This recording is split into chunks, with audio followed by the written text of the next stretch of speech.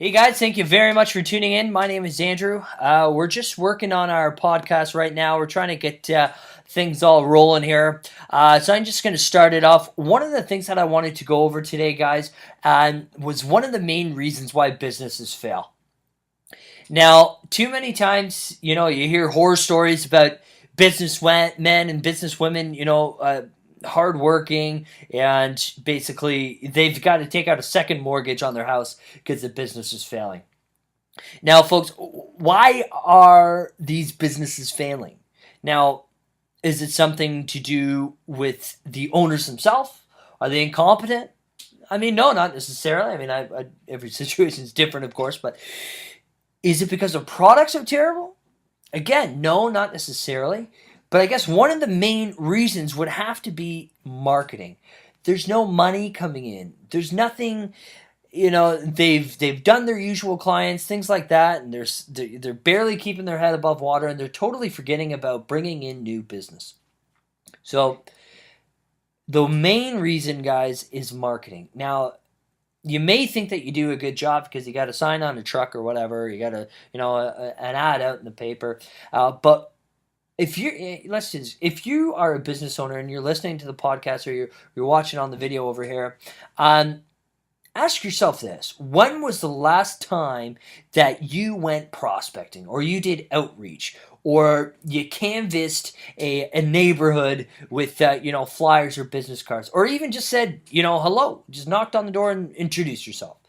Now, one of the things here, guys, is I understand it's 2016. There's a lot of people around that don't, want to be bugged. I get that, and you don't want to be the one to do the bugging. I totally understand.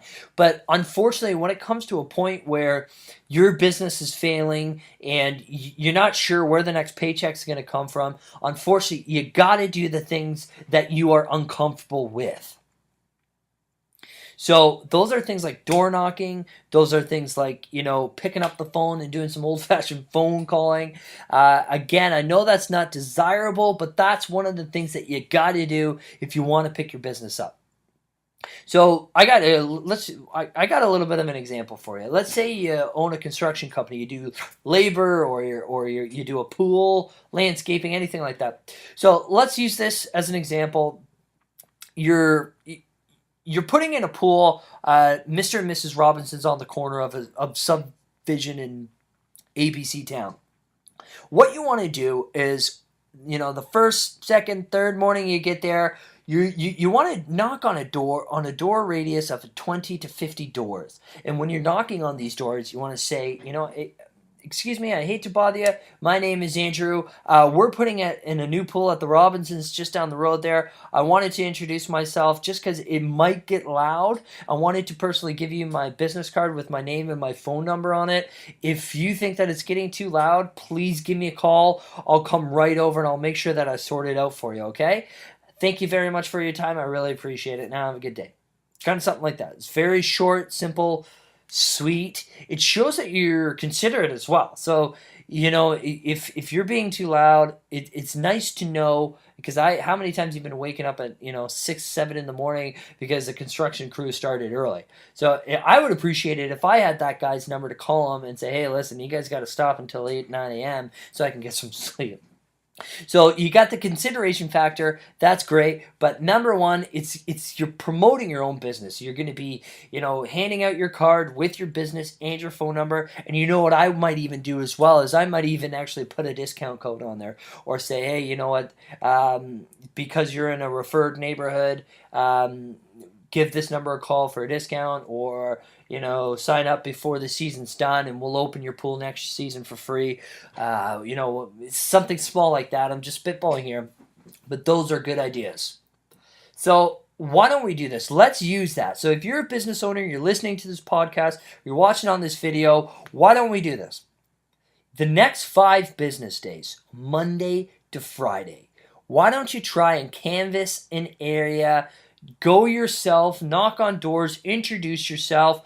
And one of the important things here too, also, guys, is that because your business is possibly failing right now, you want to kickstart this immediately, and you want to start gaining traction immediately as well. So you want to focus on your demographic specifically. So if you know that there's a subdivision around you that has done a lot of landscaping this year, or they've done a lot of pool work or custom work to the outside of their home, you want to make sure you go to those subdivisions first, and definitely get your name out there. And especially if you have done that in the specific subdivision as well, because then you got more footings there.